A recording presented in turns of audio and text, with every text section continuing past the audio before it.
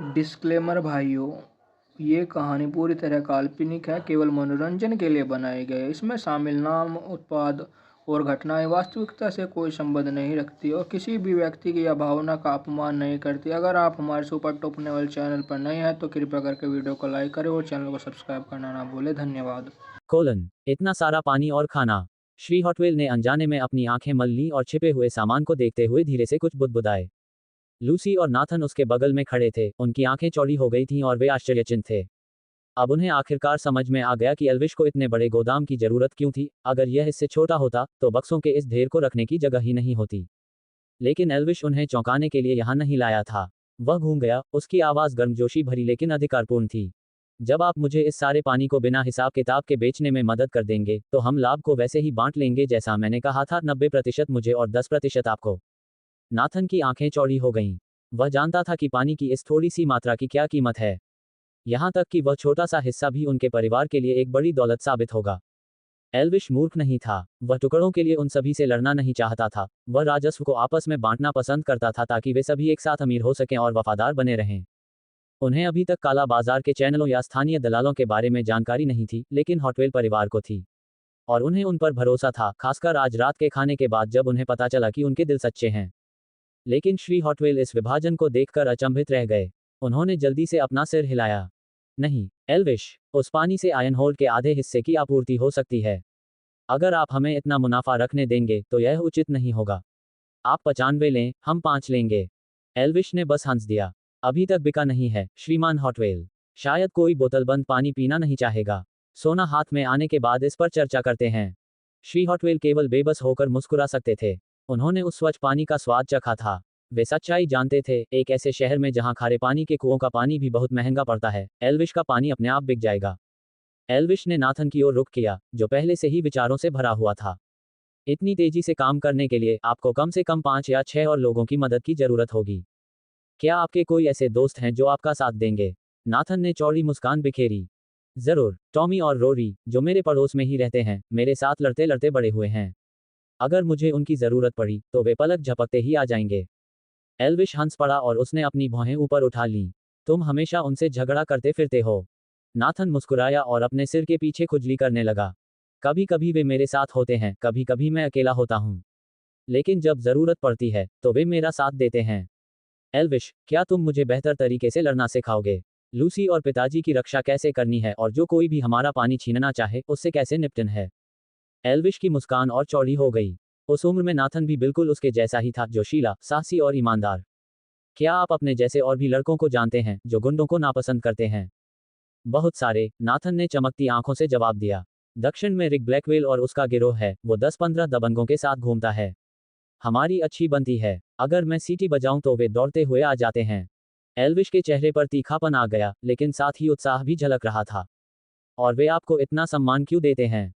Nathan थोड़ा शर्मिंदा और थोड़ा गर्व महसूस करते हुए थोड़ा फूला हुआ सा लगा। क्योंकि मैं कभी भी लड़ाई से पीछे नहीं हटता। एल्विश ने जल्दी से हंसते हुए गुर्राया। उसने नाथन की पीठ पर एक घूंसा मारा। गली कूटनीति के लिए तो ये ठीक है, लेकिन अगर आप अपने लोगों की रक्षा को लेकर गंभीर हैं तो सिर्फ मुक्केबाजी से काम नहीं चलेगा। आपको संगठित होना होगा, एक मजबूत दल बनाना होगा। अगर आप अकेले हैं तो आपको तोड़ना आसान है, लेकिन अगर आप साथ हैं तो कोई आपको नुकसान नहीं पहुंचा सकता। नाथन के चेहरे पर एक अलग ही भाव आ गया, उसे बात समझ में आने लगी। तो क्या हम सब मिलकर कालाबाजारी के पानी के कारोबार को एक साथ चलाएंगे? एल्विश ने सिर हिलाया। बिल्कुल सही, इसे साफ सुथरा और व्यवस्थित रखो। अपने सबसे करीबी दोस्तों को बुलाओ, जिन पर तुम अपनी जान से भी ज्यादा भरोसा कर सकते हो। उन्हें एक एक काम सौंप दो, माल की निगरानी करना, पानी बेचना, सिक्के लेना। अगर कोई भी बात ना मानना चाहे तो। नाथन तुरंत समझ गया और हंस पड़ा। फिर मैं उन्हें याद दिलाता हूं कि वे मेरा सम्मान क्यों करते हैं। मिस्टर हॉटवेल और लूसी ने एक दूसरे को देखा। ये जोखिम भरी भाषा थी, शायद पागलपन भरी। लेकिन वे ये भी समझ सकते थे, इतने हताश शहर में सत्ता के लिए शारीरिक शक्ति और बुद्धि दोनों की आवश्यकता होती है। एल्विश की आवाज धीमी हो गई, स्थिर थी लेकिन उसमें धमकी का भाव था। दक्षिण दिशा से शुरू करो। जब वह मिल जाए तब पश्चिम की ओर बढ़ो, फिर पूर्व की ओर, फिर उत्तर की ओर। अंततः कोई तुम्हें परेशान नहीं करेगा। काला बाजार तुम्हारे नियंत्रण में होगा और जब मैं बेचने के लिए और सामान लाऊंगा तो तुम्हारे लोग उसे तुम्हारे लिए ले जाएंगे। तुम्हें फिर कभी भूखा नहीं रहना पड़ेगा। नाथन का दिल तेजी से धड़क रहा था। उसे अब सब कुछ दिखाई दे रहा था, एक ऐसा भविष्य जिसमें कोई उसे फिर से दबा नहीं सकता था या उसके परिवार को भूखा नहीं मार सकता था। वह एक घुटने पर बैठ गया, मुट्ठी दिल पर रखी हुई थी। एल्विश, मैं आपको वचन देता हूँ। आपको जो भी चाहिए, मैं आपके लिए हाजिर हूँ। अभी इतना परेशान मत होइए। नाथन की आंखों में चमक और महत्वाकांक्षा की प्रबल ललक देखकर एल्विश हंस पड़ा। सुनने में तो यह आसान लगता है, लेकिन इसे हकीकत में बदलना बिल्कुल अलग बात है। तुम कितनी दूर तक पहुंच पाओगे, ये तुम्हारी बुद्धि और साहस पर निर्भर करेगा। वह रुक गया, ये देखकर कि युवक उसके हर शब्द को ध्यान से सुन रहा था। नाथन, ये बात याद रखना, एक अच्छा योद्धा जानता है कि मुक्के कब मारने हैं, लेकिन एक अच्छा नेता जानता है कि अपना दिमाग कब इस्तेमाल करना है। अगर तुम किसी ऐसी मुसीबत में पड़ जाओ जिसे तुम हल न कर सको, तो मेरे पास आना, मैं तुम्हारी मदद करूंगा। इस दुनिया में आने के बाद से एल्विश ने वर्षों में पहली बार इतना स्वतंत्र महसूस किया था। शायद घर के नियमों ने उसे इतने लंबे समय तक कैद में रखा था, या शायद वह अपने परिचित बंधनों से ऊब गया था। यहाँ अब उसे कोई रोक नहीं सकता था। नाथन को बात तुरंत समझ आ गई। उसने मुट्ठी से अपनी छाती पर मारा और मुस्कुराते हुए कहा, चिंता मत करो एल्विश। आज से तुम न सिर्फ मेरे साथी हो, बल्कि मेरे बड़े भाई भी हो। अगर मैं कभी मुसीबत में पड़ा, तो सबसे पहले तुम्हारे पास ही आऊंगा। जिस तरह से उसने औपचारिकता को दरकिनार करते हुए बड़े भाई कहा, उसे देखकर एल्विश के चेहरे पर भी मुस्कान आ गई। अब नींव पड़ चुकी थी। आखिरकार नाथन को इसी रास्ते पर चलना ही था। एल्विश ने बस उसे पहले और समझदारी से ऐसा करने के लिए प्रेरित किया। उसे इतिहास की इतनी जानकारी थी कि वह समझ सके कि ऐसे कस्बों में गिरोह हमेशा से मौजूद रहे हैं, रोटी के लिए आपस में लड़ने वाले छोटे मोटे गली मोहल्ले के गिरोह। लेकिन असली सत्ता के लिए अनुशासन और ताकत दोनों की जरूरत होती है, एक भूमिगत तत्व जो किसी का भी सामना कर सके। नाथन में इसके लिए जुनून था, और अब उसके पास इसका विचार भी था। पहले से ही गुस्से से लाल हो रहे नाथन ने जरा भी समय बर्बाद नहीं किया। वह दौड़कर टॉमी, रोरी और रिक ब्लैकवेल को बुलाने चला गया।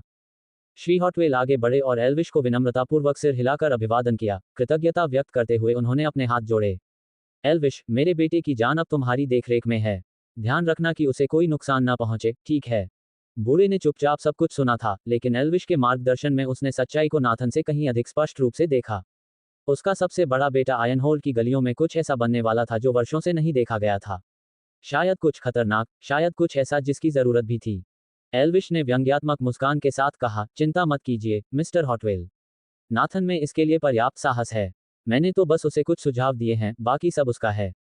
लेकिन अगर वह किसी मुसीबत में फंसता है, तो मैं वहां मौजूद रहूंगा। उस समय उसने देखा कि लूसी एक तरफ लकड़ी के तख्ते पर झुकी हुई थी, उसके हाथ में कोयले का एक टुकड़ा था और एकाग्रता से उसकी भौहें सिकुड़ी हुई थीं। वह बड़े, आसानी से पढ़े जा सकने वाले अक्षरों में पानी की कीमतें लिख रही थी, एक जग पानी आधा ताइल चांदी। एल्विश उत्सुकतावश उधर चला गया। उसकी लिखावट सुंदर, साफ सुथरी और दूर से भी आसानी से पढ़ी जा सकती थी। उसने मन ही मन सहमति में सिर हिलाया। लूसी ने ऊपर देखा और उसका चेहरा लाल हो गया। उसने अपने कान के पीछे बिखरे बालों की एक लट को धकेला। क्या क्या ये ठीक है? क्या मैंने कुछ गलत लिखा है? उसने घबराकर पूछा। एल्विश मुस्कुराया। उसने सचमुच खुद को कम आंका था। गलत? बिल्कुल नहीं, यह एकदम सही है। साफ सुथरा, स्पष्ट और समझदारी भरा। यहां से गुजरने वाला हर कोई ठीक ठीक जान जाएगा कि वह क्या खरीद रहा है। वह शर्म से भरी गर्व की भावना से भर उठी। सच में, मैंने उत्तरी इलाके के भव्य घर में व्यापारी की बेटी मिस एवलिन के साथ अभ्यास किया था। वह बुद्धिमान और अच्छी हैं। जब उनके पास बात करने के लिए कोई और नहीं होता था, तो वह मुझे अपने साथ पढ़ने के लिए बुलाती थी। Miss Evelyn. एल्विश ने अपनी भौहें ऊपर उठाईं। लूसी ने जल्दी से बताया, हाँ, उसके पिता आयनहोल में मसालों और अनाज के बड़े व्यापारी हैं। उसके पीछे पुरुषों की कोई कमी नहीं है, लेकिन उसे लड़कों की बजाय किताबें ज्यादा पसंद थीं। जैसे ही उसने एवलिन के बारे में बात करना शुरू किया, वह रुक ही नहीं पाई। उसकी आंखों में चमक थी। उसने मुझे सही तरीके से पढ़ना लिखना सिखाया। उसने मुझे बताया कि एक औरत की बुद्धि को व्यर्थ नहीं जाने देना चाहिए। मैं बस यही उम्मीद करती हूँ कि उसे कोई ऐसा मिल जाए जो उसके बराबर का अच्छा साथी हो। लूसी चुप हो गई, फिर शर्माते हुए वही सवाल दोबारा पूछा। एल्विश, तुम क्या सोचते हो? क्या तुम्हें लगता है कि एक अच्छे आदमी को इस बात की परवाह करनी चाहिए कि कोई औरत बुद्धिमान है या नहीं? एल्विश हंसा। अगर किसी आदमी में थोड़ी भी समझदारी है, तो उसे इसकी सराहना करनी चाहिए। और जहां तक मेरी बात है, मुझे चतुर लड़कियों से कोई शिकायत नहीं है। खासकर उन चतुर लड़कियों से जो काम करवाना जानती हैं। लूसी के गाल पहले से भी ज्यादा गुलाबी हो गए, और वह अपना सिर झुकाकर अपनी प्रसन्न मुस्कान को छिपा नहीं पाई। मिस्टर हॉटवेल ने उनके पीछे शर्मिंदा होकर खांसा और एल्विश को इतनी पास खड़े देखकर अपना गला साफ किया। एल्विश अपनी सामान्य मुद्रा में लौट आया और अपनी गर्दन के पीछे रगड़ने लगा। वह बूढ़े आदमी की बेटी को छेड़ते हुए रंगे हाथों पकड़ा गया था, लेकिन वह इतना निर्लज था कि ज्यादा देर तक दोषी नहीं दिख सकता था। उन्होंने उस पल को एक सीख देने वाले अनुभव के रूप में इस्तेमाल किया। उनकी आवाज गंभीर हो गई। श्री हॉटवेल, लूसी, मेरे लिए एक बात याद रखना। एक आदमी अपना सोना और शक्ति खो सकता है, लेकिन अगर वह खुद पर से विश्वास खो दे तो उसका सब कुछ खत्म हो जाता है।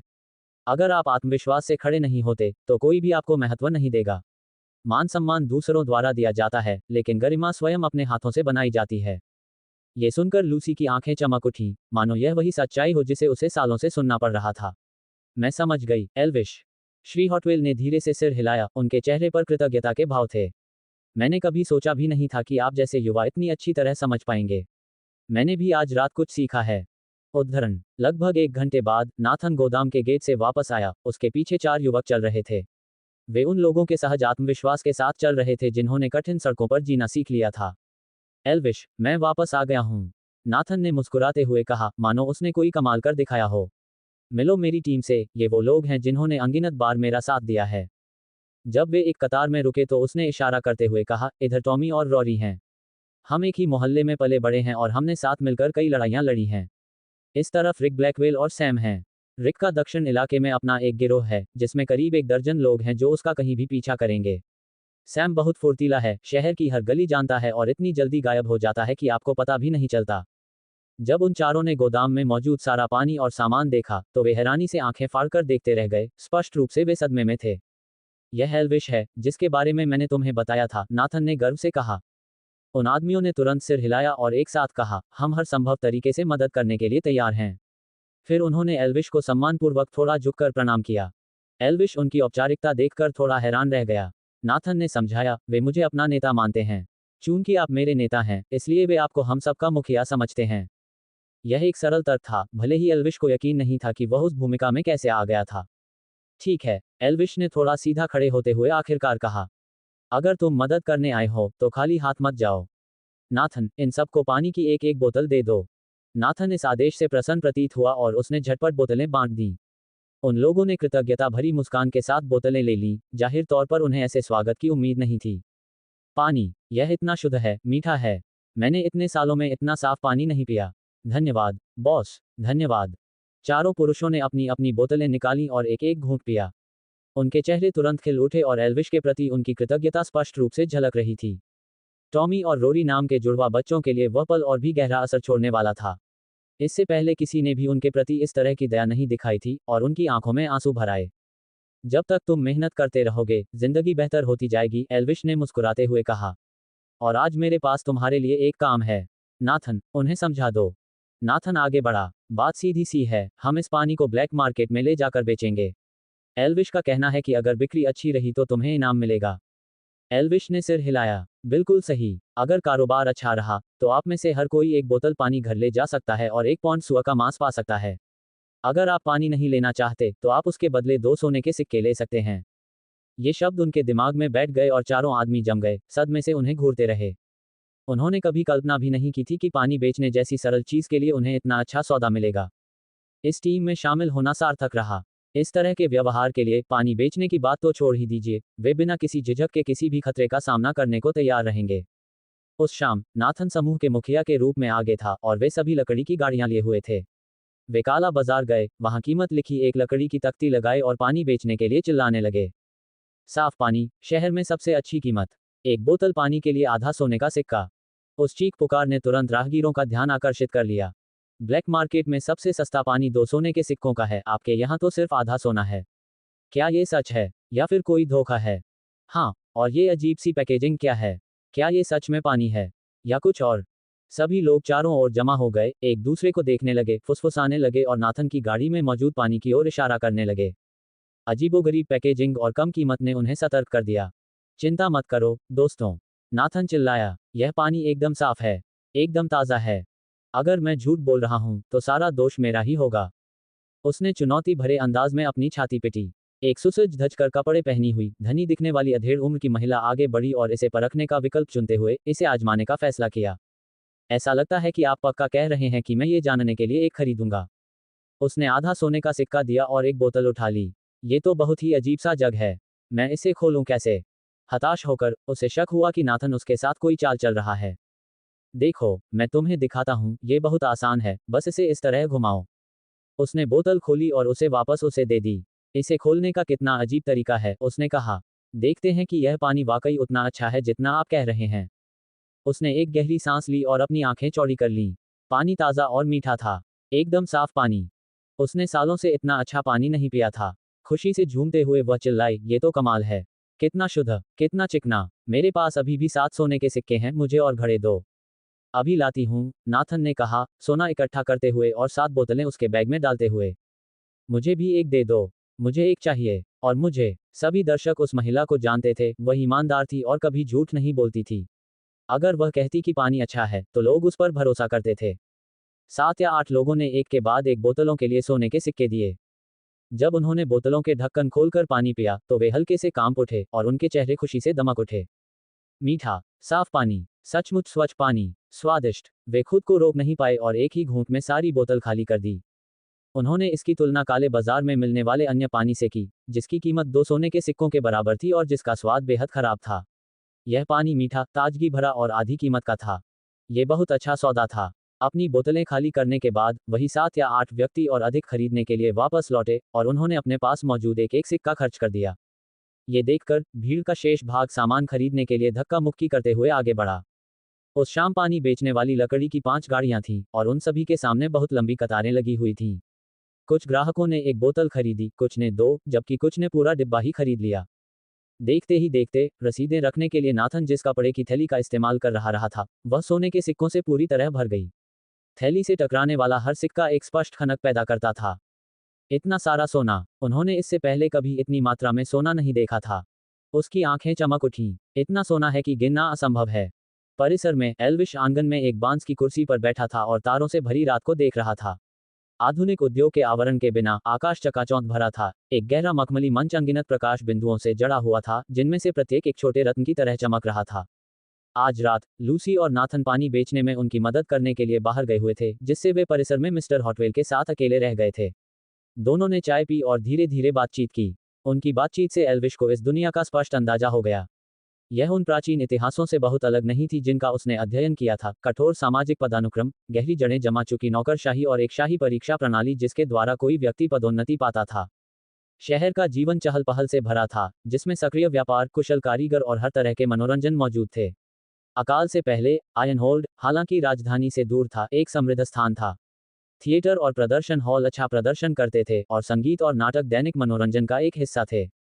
मिस्टर हॉटवेल की निगाहें अतीत की ओर लौट गईं। 20 साल पहले मैं एक नौजवान के रूप में अपनी किस्मत आजमाने की चाहत में आयरनहोल्ड आया था। मैं अक्सर रोज हॉल थिएटर जाता हूं और वहीं मेरी मुलाकात एलेनोर से हुई थी। वह एक स्टेज कलाकार थी। वह शालीन, बुद्धिमान और खूबसूरत थी। उसे देखते ही मुझे उससे प्यार हो गया। मैंने उसके दास्ता अनुबंध का भुगतान किया और उसे अपनी दुनिया में शामिल किया। वह रंगमंच की दुनिया को पीछे छोड़कर आराम से बस गई और अपना पूरा जीवन अपने परिवार को समर्पित कर दिया।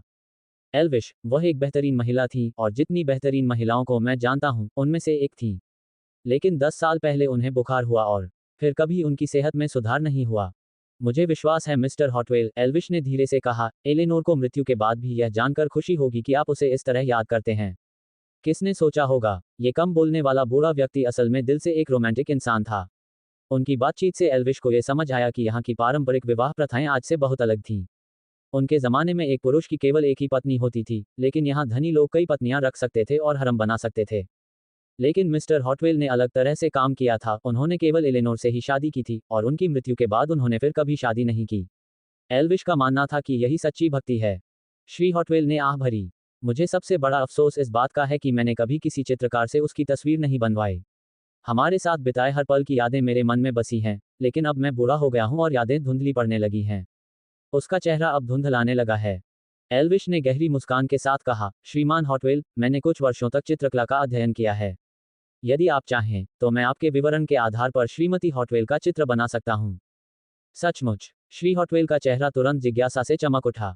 वे अपनी कुर्सी से उठ खड़े हुए, उनके चेहरे पर उम्मीद की चमक साफ झलक रही थी। इस उम्र में श्री हॉटवेल की 3 अधूरी इच्छाएं थीं। सबसे पहले, नाथन को एक परिवार और एक स्थिर पेशा स्थापित करते हुए देखना। दूसरा, लूसी के लिए एक अच्छा पति ढूंढना। तीसरा, अपनी दिवंगत पत्नी का चित्र अपने पास रखना। यही तीसरी इच्छा थी जिसने उसे सबसे ज्यादा परेशान कर रखा था। आयरनहोल्ड में कलाकार बहुत कम थे, आमतौर पर अभिमानी और नखरेबाज होते थे और उसके जैसे छोटे व्यापारियों से शायद ही कभी ऑर्डर लेते थे। एल्विश ने अपनी आस्तीनें ऊपर चढ़ाईं और आलस से अंगड़ाई ली। मैं सच कह रहा हूँ, मिस्टर हॉटवेल। जाए और मेरे लिए कुछ सफ़ेद कागज़ और कोयले की एक छड़ी लाकर दीजिए। श्री हॉटवेल हिचकिचाए। सफ़ेद कागज़ तो आसान था, लेकिन चारकोल। भला कुशल चित्रकार तो स्याही का इस्तेमाल करते ही होंगे। फिर भी, उसने उससे कोई सवाल नहीं किया। वह अंदर गया, कुछ सफ़ेद कागज़ लाया और रसोई से जली हुई लकड़ी का एक टुकड़ा लेकर लौटा। एल्विश ने उस बुजुर्ग व्यक्ति की आंखों में अनिश्चितता की झलक देखी।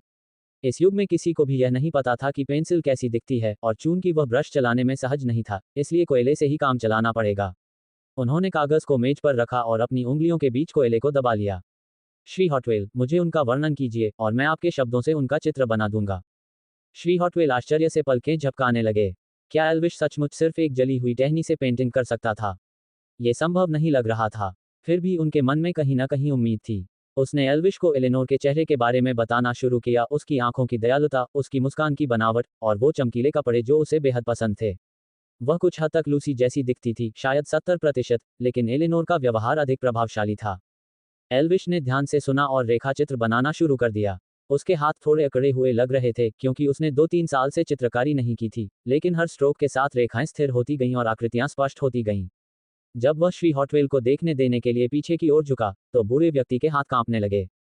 श्री एल्विश, आप तो जीनियस हैं। ये सचमुच वही हैं। ये सचमुच मेरी एलेनोर हैं। उन्होंने चित्रकारों को पारंपरिक तकनीकों में काम करते देखा था, लेकिन इससे पहले उन्होंने कभी भी इतने साधारण उपकरणों से इतनी तेजी से किसी चेहरे को चित्रित होते नहीं देखा था। मेरी कला थोड़ी कमजोर हो गई है, एल्विश ने विनम्रता से कहा।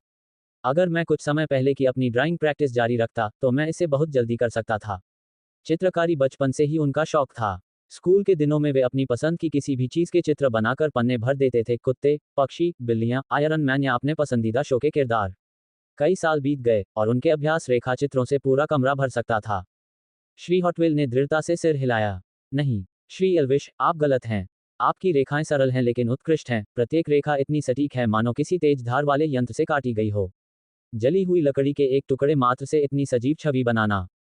आयन होल्ड के सर्वश्रेष्ठ चित्रकार भी आपकी बराबरी नहीं कर सकते। मैं आपकी इस कला को पहचानने में असमर्थ रहा। धन्यवाद, उन्होंने भावुक स्वर में कहा। इस तकनीक को स्केचंग कहते हैं, एल्विश ने धीरे से खांसते हुए और तारीफों को नजरअंदाज करते हुए कहा। यह मेरे गृहनगर की तकनीक है।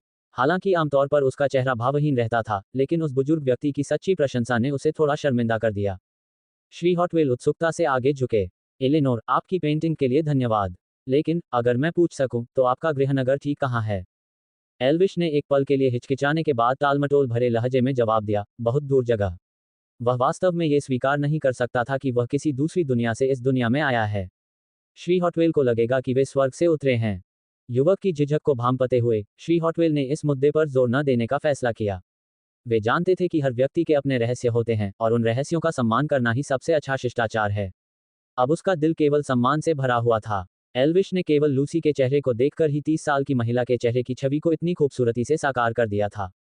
कोई साधारण कलाकार ऐसा नहीं कर सकता था। श्री हॉटवेल को लगता था कि एल्विश के लिए सब कुछ संभव है। श्रीमान हॉटवेल, क्या मुझे एक छोटा चाकू मिल सकता है?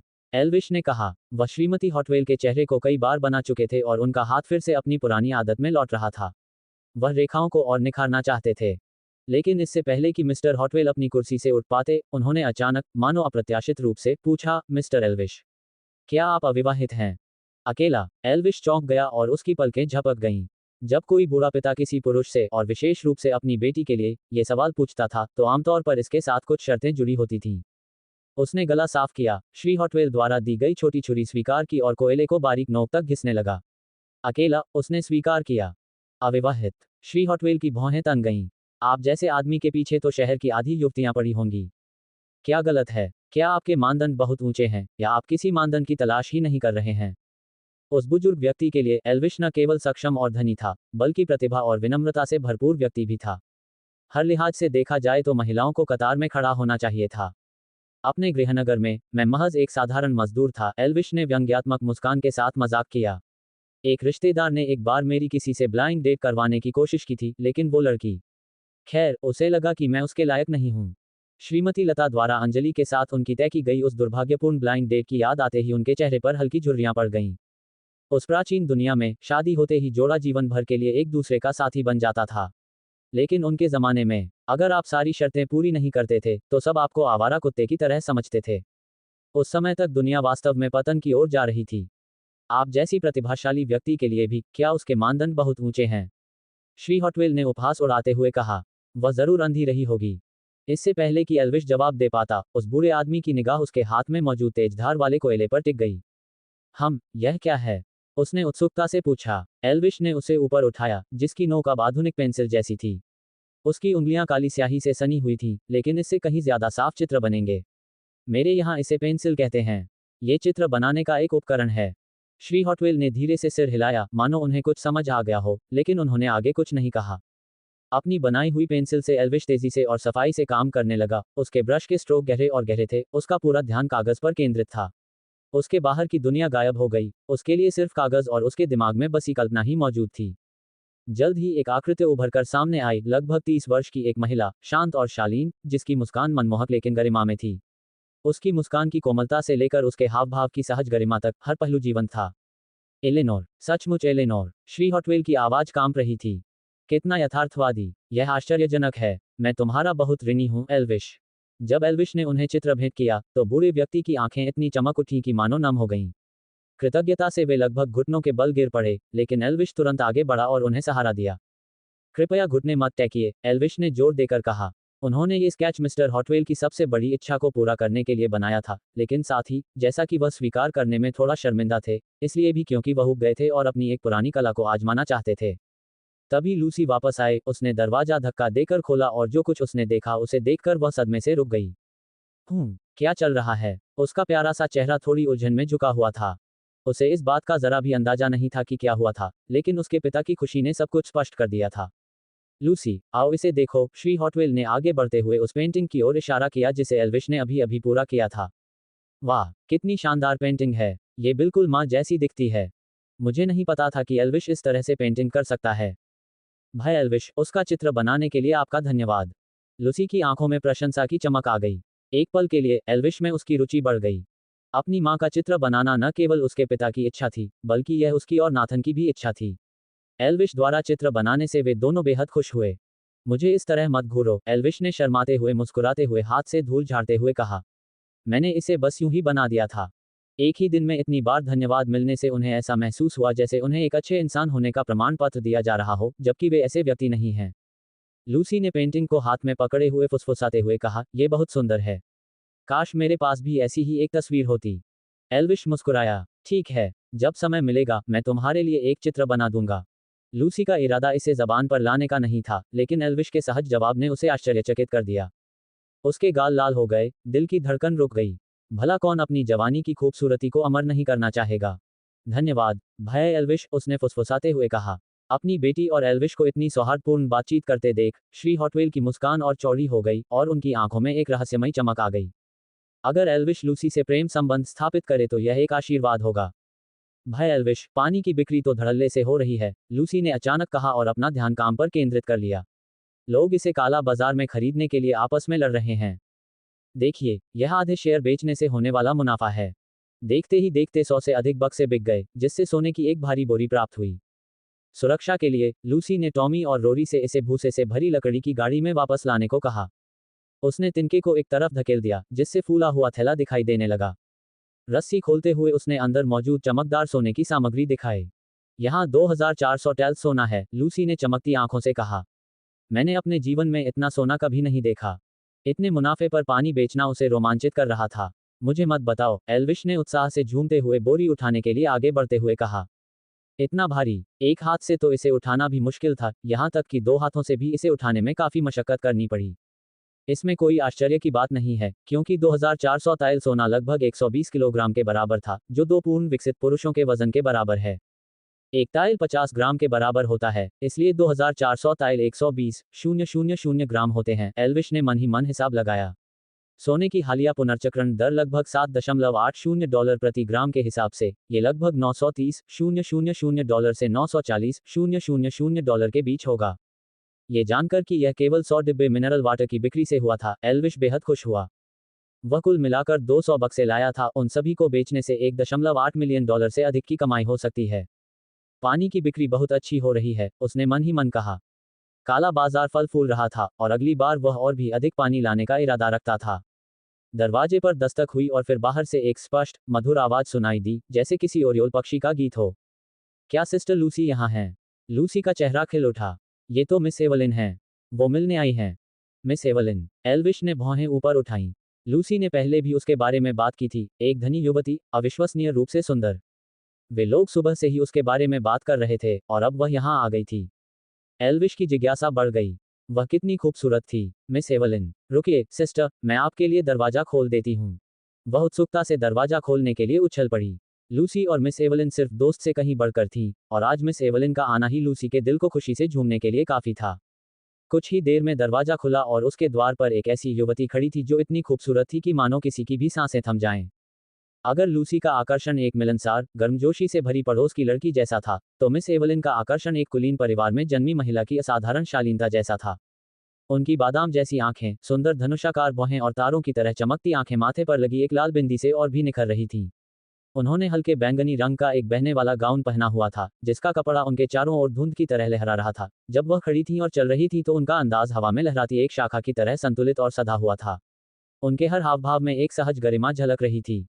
एल्विश ने इससे पहले भी कई खूबसूरत महिलाओं को देखा था, लेकिन इस महिला की परिष्कृत शालीनता कुछ अलग ही थी, एक ऐसी परिष्कारिता जिसके लिए वर्षों के प्रशिक्षण और अनुशासन की आवश्यकता होती है और जिसकी नकल कभी नहीं की जा सकती। हे सिस्टर एवलिन, आज आप मुझसे मिलने क्यों आई हैं? लूसी ने गर्मजोशी से पूछा और अपनी सहेली का हाथ पकड़ने के लिए आगे बढ़ी। महल में कोई जरूरी काम नहीं था और मेरी आज छुट्टी थी, इसलिए मैंने सोचा कि मैं आपसे मिलने आ जाऊं, मिस एवलिन ने कहा। उनकी आवाज आंगन को ऐसे रोशन कर रही थी जैसे बादलों से सूरज की किरणें फूट रही हों। लेकिन जैसे ही उसकी नजर एल्विश पर पड़ी, उसके चेहरे पर एक पल के लिए जिज्ञासा झलक उठी। और यह कौन है? ये भाई एल्विश हैं, लूसी ने गर्व से जवाब दिया। इन्हीं ने हमें पानी बेचा और पिताजी की जान बचाई, सचमुच हमारे परिवार के रक्षक हैं। उसने हाव भाव के साथ तुरंत उसे हाल की घटनाओं के बारे में बताया। और देखो, ये चित्र उसने बनाया है। पिताजी ने मुझे बताया कि उन्होंने इसे आधे घंटे से भी कम समय में पूरी तरह से कोयले से बनाया है। है ना ये सुंदर? अरे, क्या मैं इसे देख सकती हूँ? मिस एवलिन ने उनसे चित्र लेते हुए पूछा। चित्र को देखते ही उनकी आंखें चमक उठीं। अद्भुत, मैंने ऐसी शैली पहले कभी नहीं देखी। रेखाएं सीधी हैं और हर स्ट्रोक सोच समझ कर लगाया गया है, जरा भी व्यर्थता नहीं है। उसकी आवाज साफ और मधुर थी, जैसे बारिश के बाद किसी पक्षी की आवाज। श्री एल्विश कहाँ से हैं? उसने अंततः पूछा। न केवल उनकी प्रतिभा से बल्कि उनके कपड़ों के असामान्य डिजाइन से भी वह उत्सुक थी। अरे, मेरी इतनी तारीफ मत कीजिए, एल्विश ने बेजान मुस्कान के साथ कहा और तारीफ को टालने के लिए अपने हाथ ऊपर उठा दिए। ये तो बस मजे के लिए बनाया गया एक बेतरतीब स्केच था। और मैं बहुत दूर से आया हूँ। चलिए, दक्षिणी प्रांतों से। किसी आवेग में किए गए काम के लिए एक और तारीफ अपनी मोटी चमड़ी के बावजूद, एल्विश को थोड़ी शर्म महसूस होने लगी थी। अपनी प्रतिभा के बावजूद श्री एल्विश बेहद विनम्र और अभिमानरहित लगते हैं, मिस एवलिन ने अपनी आवाज में थोड़ी सी तिरस्कार की भावना लिए कहा। आयन होल के उन तथाकथित प्रतिभाशाली पुरुषों के बारे में मैं ऐसा नहीं कह सकती, जो अपने अहंकार में ही डूबे रहते हैं। एल्विश ने उसकी हैसियत की महिला से इतनी स्पष्ट प्रतिक्रिया की उम्मीद नहीं की थी। श्री हॉटवेल से उन्हें पहले ही यह पता चल चुका था कि इस दुनिया में साहित्यिक प्रतिभा का मूल्य सैन्य शक्ति से कहीं अधिक है। काव्य लेखन प्रशंसा दिला सकता है और उन्हें उच्च सामाजिक परिवेश में प्रवेश दिला सकता है, जबकि शाही परीक्षाओं में सफलता व्यक्ति को उच्च पदस्थ ओहदे तक पहुंचा सकती है। लेकिन मिस एवलिन एक बात में सही थी, वह कोई मामूली विद्वान नहीं थे। वह 21वीं सदी के आदर्शवादी थे जो अपने सिद्धांतों पर चलते हुए जीते और मरते थे। सहमत हूँ, आयनहोल्ड साम्राज्य का एक छोटा और अलग थलग कोना हो सकता है, एल्विश ने कहा, लेकिन ये किसी न किसी तरह महत्वाकांक्षा और प्रतिभा को बढ़ावा देने वाला स्थान बना हुआ है। मिस एवलिन ने हल्के से सिर हिलाया, उनके होठों पर एक छोटी सी मुस्कान थी। हाँ, लेकिन कभी कभी महत्वाकांक्षा गलत हाथों में पड़ने पर अहंकार में बदल जाती है। यही साम्राज्य की दुविधा है और शायद यही उसका खतरा भी। उसके शब्द हवा में गूंजते रहे, चिंतनशील और गहरे अर्थ से भरे हुए, और एल्विश ने खुद को अचानक यह इच्छा करते हुए पाया कि वह उसकी और बातें सुनना चाहता है। मिस एवलिन की आवाज में तीखापन और दृढ़ता आ गई। साम्राज्य की स्थापना के बाद से हमारे राजाओं ने सैन्य शक्ति से अधिक साहित्यिक प्रतिभा को महत्व दिया है और कविता का सम्मान किया है। शांति के समय में ये प्रशंसनीय है। लेकिन अब, जब साम्राज्य खतरे में है और उत्तर से आक्रमणकारी हमारे द्वार पर हैं, तो ऐसी छूट एक ऐसी विलासिता है जिसे हम बर्दाश्त नहीं कर सकते। सेनाएं लड़खड़ाती हैं, शहर मामूली प्रतिरोध के साथ गिर जाते हैं, लेकिन तथाकथित विद्वान देश के संकटों का सामना करने के बावजूद कविताएं लिखना जारी रखते हैं। डाकुओं ने आयनहोल्ड में भूख से पीड़ित लोगों के लिए भेजे गए राहत अनाज को भी चुरा लिया और स्थानीय प्रशासन बेबस होकर देखता रहा। परिवारों को बेघर कर दिया गया। लोग मरने लगे। बोलते समय उनका आमतौर पर शांत रहने वाला चेहरा गुस्से से सिकुड़ गया और गाल लाल हो गए। श्री हॉटवेल से साम्राज्य की स्थिति के बारे में बातचीत करने के बाद एल्विश को पहले से ही इस बात का अंदाजा हो गया था कि हालात कैसे चल रहे हैं। अपनी दूरस्थ राजधानी से दरबार एक ऐसे भूभाग पर शासन कर रहा था जो बाहरी क्षेत्रों में होने वाले हिंसक हमलों के कारण पतन की ओर अग्रसर था। उत्तर की सेनाओं ने सीमावर्ती किलों पर तूफान की तरह धावा बोल दिया और लगभग सभी शहरों पर बिना किसी लड़ाई के कब्जा कर लिया। जब उनकी रसद कम होने लगी तब वे पीछे हटे और फिर से संगठित होकर एक बड़े हमले की योजना बनाने लगे, एक ऐसा हमला जो सीधे साम्राज्य के केंद्र को निशाना बनाएगा। अगर एल्विश को संक्षेप में बताना हो तो साम्राज्य की सेना किसी संगीत वीडियो में दिखने वाले पॉप स्टार जितनी ही खौफनाक थी, सिर्फ दिखावा, कोई लड़ाई नहीं। यहाँ तक कि पहाड़ी चोरों का एक फटेहाल गिरोह भी आयरनहोल्ड के राहत अनाज को चुराकर बिना किसी परिणाम के गायब हो सकता था। किसी राष्ट्र को मजबूत बनाने के लिए सुशासन और वास्तविक सैन्य शक्ति दोनों को महत्व देना आवश्यक है। मिस एवलिन ने दृढ़ता से अपनी बात समाप्त की। एल्विश को हंसी आ गई। उसने सोचा था कि वह किसी अमीर परिवार की सभ्य महिला होगी, लेकिन बड़े मुद्दे पर उसकी पकड़ तेज और अडिग थी। अभी के लिए इतना ही काफी है, उसने नरमी से कहा। आयरनहोल्ड की तात्कालिक आवश्यकता है मांगशान डाकुओं से निपटना और चोरी हुआ राहत अनाज वापस लाना। श्रीमान एल्विश, क्या आपके पास कोई सुझाव है? लूसी के बयानों से मिस एवलिन को पहले से ही अंदाजा था कि एल्विश बेहद काबिल और हुनरमंद है, आयरनहोल्ड में बाकी सब लोगों से बिल्कुल अलग। उससे थोड़ी देर की मुलाकात के बाद ही उन्हें पता चल गया कि उसकी बेफिक्री के पीछे ईमानदारी और स्थिरता छिपी है। यही काफी था कि उन्होंने एल्विश से मदद मांगने का जोखिम उठाया। आयरनहोल्ड 3 साल से अकाल झेल रहा था। अर्थव्यवस्था चरमरा रही थी, लोग दुबले पतले हो रहे थे, और अगर मौजूदा हालात ऐसे ही बने रहे तो ये शहर आसानी से एक वीरान खंडहर में बदल सकता था। श्री हॉटवेल चुप रहे, उनकी आंखें एक अनुभवी लोमड़ी की तरह शांत भाव से सब कुछ देख रही थीं। वे समझ गए थे कि मिस एवलिन एक प्रभावशाली परिवार से थी और एल्विश में उनकी रुचि सती नहीं थी। आंखें फाड़कर और चुपचाप बैठी लूसी उन दोनों को देखती रही। उसने मिस एवलिन को शायद ही कभी किसी इतने महत्वपूर्ण व्यक्ति से इतनी देर तक बात करते देखा था। जाहिर है, वह एल्विश का बहुत सम्मान करती थी, लेकिन क्या वह वाकई डाकुओं की सेना से निपट सकता था? उनकी उत्सुक निगाहों के नीचे एल्विश मुस्कुराया। मैं अकेले ही डाकुओं के पूरे गिरोह से निपटूं? मुझसे इतनी उम्मीद करना कुछ ज्यादा ही है। मिस एवलिन का चेहरा निराशा से उतर गया। इससे पहले कि वह जवाब दे पाती, एल्विश ने आगे कहा, लेकिन उनका पता लगाना, वह तो मैं कर सकता हूं। बाद में उनका सफाया करना, खैर, वह तो सरकार का काम है। एल्विश को श्री हॉटवेल से पता चला कि मंगशान डाकू इलाके को किसी और से बेहतर समझते थे। घाटियों के घुमावदार रास्ते और पत्थरों से भरे दर्रों के कारण उनका पीछा करना लगभग नामुमकिन था। उनके पदचिह्नों का पता लगाना भी असंभव था, क्योंकि वे स्थानीय पुलिस कुत्तों को भ्रमित करने के लिए सल्फ भी बिखेर देते थे और फिर पूरी तरह गायब हो जाते थे। स्थानीय लोगों के लिए उन्हें ढूंढना लगभग नामुमकिन था, लेकिन एल्विश के लिए ये तो बच्चों का खेल था। इंफ्रारेड थर्मल इमेज से लैस एक ड्रोन कुछ ही मिनटों में मंगशान की पहाड़ियों का चक्कर लगाकर उनके शिविर का पता लगा सकता था। सच में, क्या आपके पास उन्हें ढूंढने का कोई तरीका है?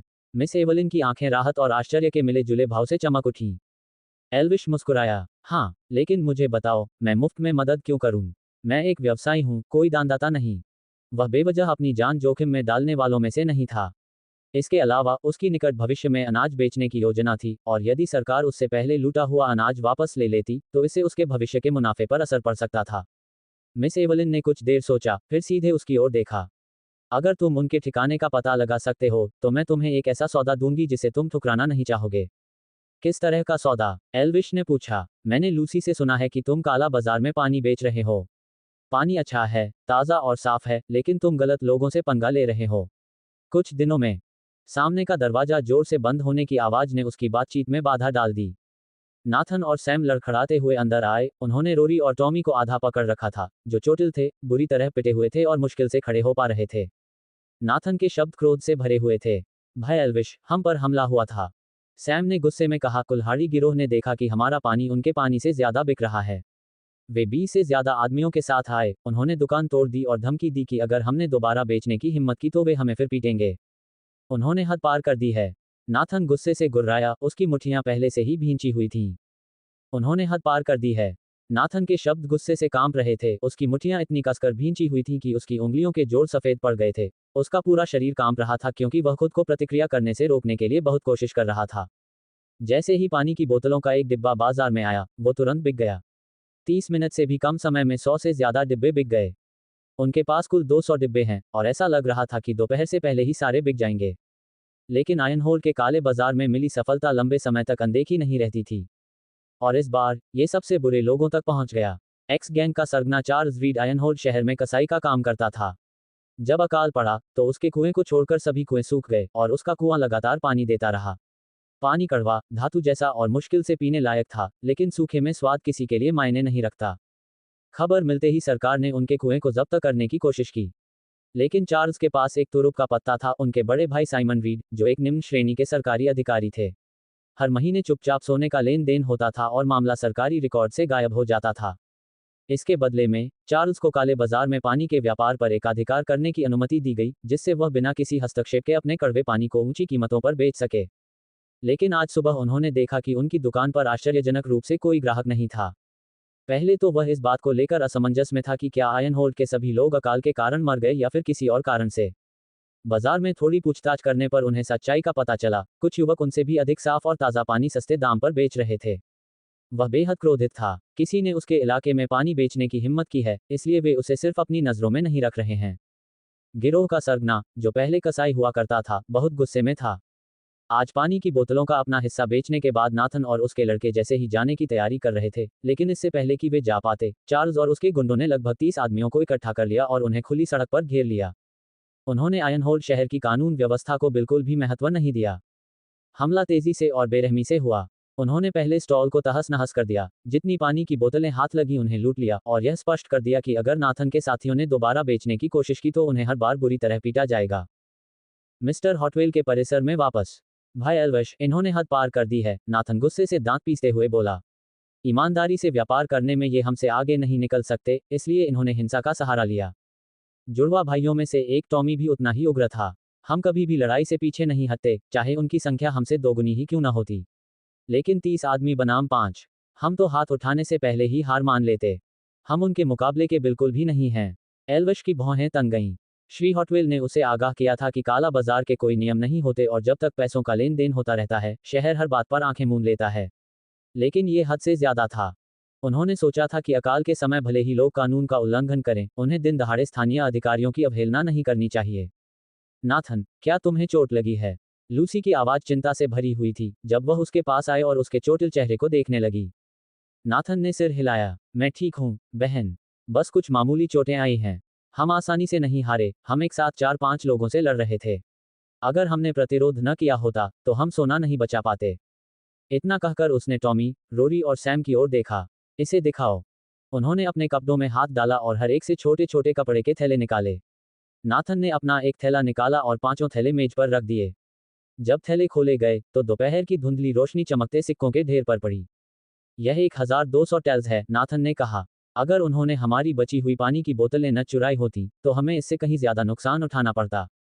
एल्विश ने झटपट हिसाब लगाया कि 1200 टेल्स लगभग 60,000 ग्राम सोने के बराबर होते हैं। $7.80 प्रति ग्राम की दर से, इसका मतलब लगभग $500,000 होता है। पानी की बोतलें उम्मीद से कहीं ज्यादा बिक रही हैं। मुझे बस इस बात की राहत है कि आप सब सुरक्षित हैं, एल्विश ने आखिरकार खुद को शांत करते हुए कहा। चिंता मत करो, बाद में पैसे कमाने के और भी मौके मिलेंगे। फिर भी, इस घटना ने आयनहोल्ड के काले बाजार की वास्तविक प्रकृति के बारे में उनकी समझ को और भी स्पष्ट कर दिया, जो क्रूर, शोषणकारी और कानून व्यवस्था से रहित थी। देखिए, श्रीमान एल्विश, मैंने आपसे कहा था, मिस एवलिन ने अपनी सुंदर निगाहें उन पर टिकाते हुए कहा। काला बाजार आसान नहीं है। बिना शक्ति या समर्थन के अपने कारोबार को बढ़ाना लगभग नामुमकिन है। यहाँ जो लोग टिक पाते हैं, उनके पास जान पहचान होती है। अगर आप डाकुओं के ठिकाने का पता लगाने में मेरी मदद करेंगे, तो मैं आपकी हर तरह से समर्थक रहूंगी। वह लूसी को सालों से जानती थी और उसकी आंखों पर भरोसा करती थी। लूसी द्वारा एल्विश की लगातार प्रशंसा और साथ ही उसके इस दावे ने कि वह मंगशान डाकुओं को ढूंढ सकता है, उसे एक जोखिम के रूप में पेश किया। ये तो मिस एवलिन है, नाथन ने अविश्वास से आंखें चौड़ी करते हुए कहा। अब जाकर उन्हें पता चला कि मिस एवलिन भी उनके साथ हैं। टॉमी, रोरी और सैम एक दूसरे को हैरानी से देखते रहे, वे इतने अचंभित थे कि कुछ बोल नहीं पा रहे थे। मिस एवलिन आयनहोल्ड सिटी में एक किंवदंती थी, सुंदर, प्रतिभाशाली और असाधारण सुंदरता वाली एक कुलीन महिला। जैसा कि ब्रदर एल्विश से उम्मीद थी, नाथन ने सोचा, मिस एवलिन भी उनका बहुत सम्मान करती हैं। आयनहोल्ड में उसके पीछे अनगिनत कुलीन पुत्र पड़े थे, लेकिन सभी को केवल एक ही विनम्र शब्द नहीं कहकर वापस भेज दिया गया था। उनकी तुलना में एल्विश का दर्जा बिल्कुल अलग प्रतीत होता था। सहयोग करना बहुत अनिश्चित है, एल्विश ने उदासीनता से कहा। मुझे स्पष्ट रूप से बताएं कि आप किस प्रकार सहायता करेंगे। एक्स गैंग द्वारा उसकी दुकान को नष्ट किए जाने की याद उसके दिल में सुलगती रही। आसान है, मिस एवलिन ने कहा। अगली बार जब तुम पानी बेचने जाओगे तो मैं अपने परिवार के 30 नौकरों को भेस बदलकर तुम्हारे साथ भेज दूंगी। इतने लोगों के साथ कुल्हाड़ी गिरोह हरकत करने की हिम्मत नहीं करेगा। उनके परिवार के पास आयन होल्ड का सबसे बड़ा कपड़ा व्यवसाय था और एक विशाल कार्यबल था। उनमें से कई मजबूत और अनुशासित पुरुष थे, लेकिन परिवार की प्रतिष्ठा की रक्षा के लिए वे खुले तौर पर काला बाजार के सौदों में शामिल नहीं होते थे, क्योंकि लाभदायक होने के बावजूद ये सौदे एक प्रतिष्ठित नाम को कलंकित कर सकते थे। उन्होंने आगे कहा, और अगर आप दूसरे व्यवसायों में भी हाथ आजमाना चाहें तो मेरा घर हर संभव मदद करेगा। नगर सरकार के साथ हमारे बहुत अच्छे संबंध हैं और किसी भी समस्या का समाधान हो जाएगा। मिस्टर हॉटवेल की भौहें तन गईं। यह कोई मामूली बात नहीं थी। एवलिन परिवार आयन होल्ड के 3 बड़े कुलीन परिवारों में से एक था, जिनका प्रभाव व्यापक और गहरा था। एल्वश ने इस बारे में सोचा। मिस एवलिन की एक खूबी यह थी कि वह निश्चित रूप से बहुत बुद्धिमान थीं। मिस एवलिन ने परोपकार की भावना से ऐसा नहीं किया था। उनके परिवार का कपड़ा व्यवसाय 3 साल के अकाल से बुरी तरह प्रभावित हुआ था। उनके कर्मचारी मारे गए थे, माल लूटा गया था और मुनाफा घट गया था। स्पष्टतः मंगशान डाकुओं का सफाया करने से उनके रास्ते फिर से खुल जाएंगे और उनका कारोबार बहाल हो जाएगा। एक ही पत्थर से 2 निशाने। मिस एवलिन, एल्वश ने अपनी मुट्ठियां भींचते हुए कहा, मैं डाकुओं का ठिकाना ढूंढ लूंगा। 2 दिन में लूसी के घर जाना, मैं तुम्हें बता दूंगा कि वे कहाँ छिपे हैं। फिर भी वह सहमत हो गया। यह एक अच्छा आदान प्रदान था। सरकार द्वारा लूटा गया राहत अनाज वापस मिलने पर भी उसके पानी की बिक्री पर कोई असर नहीं पड़ेगा। और अगर आयन होल्ड में पानी का संकट कम हो जाता है तो वह अन्य समकालीन वस्तुओं की ओर रुख कर सकता है। संभावनाएं असीमित थीं। मुझे आपकी खुशखबरी का इंतजार रहेगा, मिस्टर एल्वश, मिस एवलिन ने प्यारी सी मुस्कान के साथ कहा। यह एक जोखिम था, लेकिन लेने लायक जोखिम था। अगर एल्वश इसमें सफल हो जाती तो जनता को भोजन मिल जाता, डाकू अपंग हो जाते और उसके परिवार की संपत्ति वापस मिल जाती। भाई एल्वश, क्या आप सच में उसे ढूंढ सकते हैं? लूसी ने पास आते हुए धीरे से पूछा। शहर ने पहले भी जासूस भेजे हैं, लेकिन नाकाम रहे। कुछ को मार डाला गया और उनके शव खुले में छोड़ दिए गए। उसे खुद भी नहीं पता था कि वह इतनी चिंतित क्यों थी। शायद इसलिए कि एल्वश ने उसके पिता की जान बचाई थी, या शायद किसी और वजह से। एल्वश मुस्कुराया। क्या मेरे बारे में चिंतित हो? मैं, लूसी का चेहरा एकदम लाल हो गया। श्री हॉटवेल ने चुपचाप मुस्कुराते हुए उन्हें मनोरंजक ढंग से देखा। मैं सहमत हूं, एल्वश ने अचानक कहा। मिस एवलिन की ओर मुड़ते हुए उसकी आंखें सख्त हो गईं। लेकिन मेरी एक शर्त है। नाम बताओ, उसने उसकी आवाज में दृढ़ता महसूस करते हुए कहा। बदला किसी का इंतजार नहीं करता, एल्वश ने ठंडे लहजे में जवाब दिया।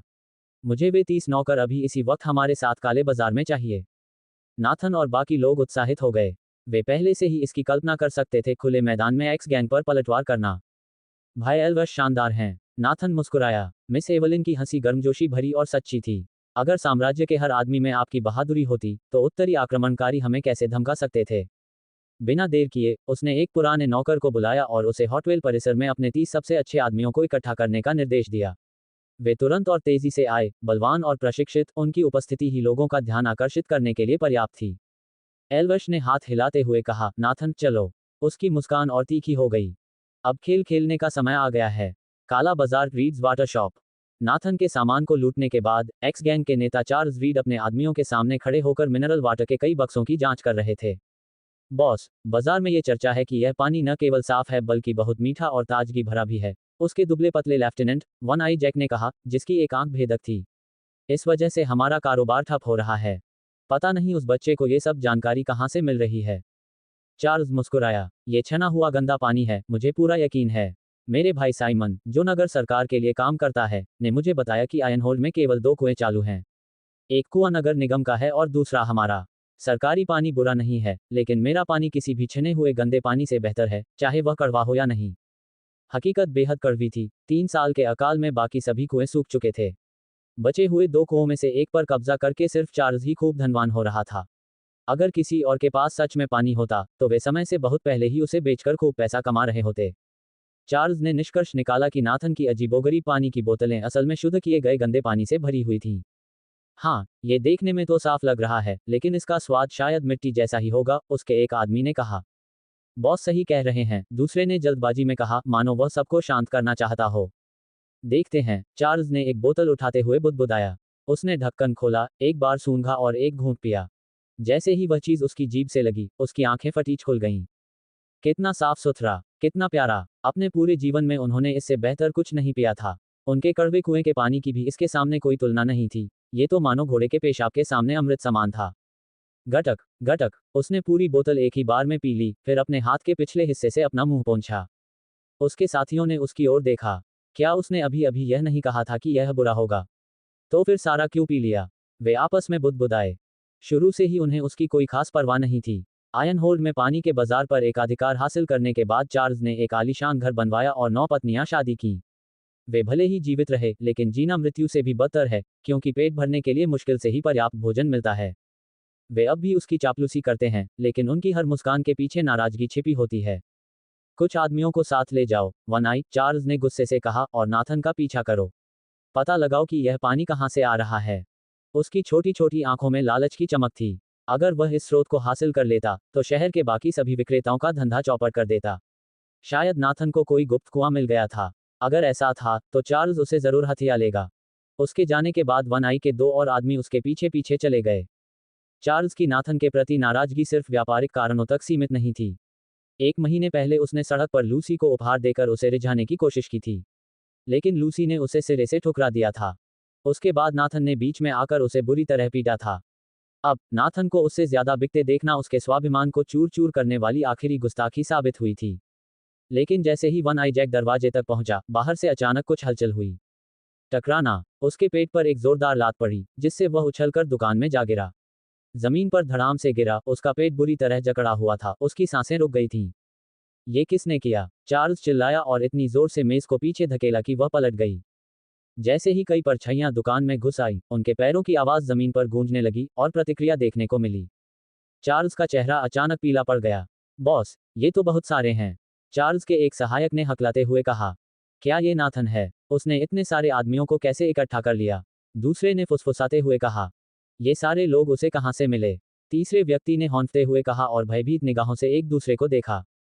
चार्ल्स के 12 सैनिक स्तब्ध खड़े थे, उनकी निगाहें रास्ते में खड़ी भीड़ पर टिकी हुई थीं। नाथन सबसे आगे खड़ा था, उसके पीछे शक्तिशाली पुरुषों की एक पंक्ति थी जिनके चेहरे काले कपड़े के मुखौटे से ढके हुए थे। उनकी गुस्से भरी, गतिहीन उपस्थिति कमरे पर एक दमनकारी बोझ की तरह छाई हुई थी। नाथन, चार्ल्स ने अपनी आवाज को स्थिर करने की कोशिश करते हुए गुस्से से कहा। तुम यहाँ क्या कर रहे हो? कैसे? नाथन ने इतने कम समय में इतने सारे आदमियों को कैसे जुटा लिया? चार्ल्स के अपने गिरोह के पास तो मुश्किल से 1 दर्जन आदमी थे, बाकी बाजार में बिखरे हुए थे। संख्या में लगभग 4 गुना कम होने के कारण उसका पेट बुरी तरह सिकुड़ गया। बाहर सड़क पर कानाफूसी शुरू हो गई। देखो, वे लड़ने वाले हैं। चार्ल्स रीड और मिस्टर हॉटवेल का बेटा आपस में भिड़ रहे हैं, किसी ने कहा। चार्ल्स को बुरी तरह पीटना ही चाहिए। उसका पानी बहुत महंगा है और स्वाद भी घटिया है, दूसरे ने ताना मारा। यह कोई असामान्य बात नहीं थी। चार्ल्स ने पहले भी उनके स्टॉल तोड़ दिए थे और उनका पानी चुरा लिया था, तीसरे व्यक्ति ने कहा था। बस इतना ही काफी था कि पूरे काले बाजार से भीड़ उमड़ पड़ी। चार्ल्स अपने गंदे पानी के लिए उनसे पैसे वसूलने के कारण सभी से नफरत करता था, और अब वे बेसब्री से इंतजार कर रहे थे कि उसे उसके कर्मों का फल मिले। नाथन आगे बढ़ा, उसकी आवाज ठंडी लेकिन व्यंग्यात्मक थी। मैं यहाँ क्या कर रहा हूँ? चार्ल्स, तुमने आज दोपहर मेरे दल को पीटा और मेरा पानी चुरा लिया। मैं यहाँ क्यों नहीं होऊंगा? उसने अपनी निगाहें एल्विश की ओर घुमाई। भाई एल्विश, हम इनका क्या करें? एल्विश की प्रतिक्रिया शांत और लगभग स्वाभाविक थी। और क्या, दुकान को नष्ट कर दो, उन्हें सबक सिखाओ। आयन होल्ड के अंडरवर्ल्ड में सिर्फ एक ही नियम चलता था, ताकत। कमजोरों को बोलने का भी अधिकार नहीं था। चार्ल्स ने उनके व्यापार को बर्बाद करने और उनसे चोरी करने की हिम्मत दिखाई, अब उसे अपने कर्मों का फल भुगतना पड़ेगा। बहुत खूब। नाथन की मुस्कान क्रूर थी। भाई एल्विश ने बोल दिया। उसने अपना हाथ उठाया। इस इमारत को ध्वस्त कर दो। इस प्रक्रिया में उनके पैर तोड़ दो। उसके इशारे पर मिस एवलिन के नौकरों के वेश में 30 नकाबपोश आदमी एक लहर की तरह दुकान में घुस आए।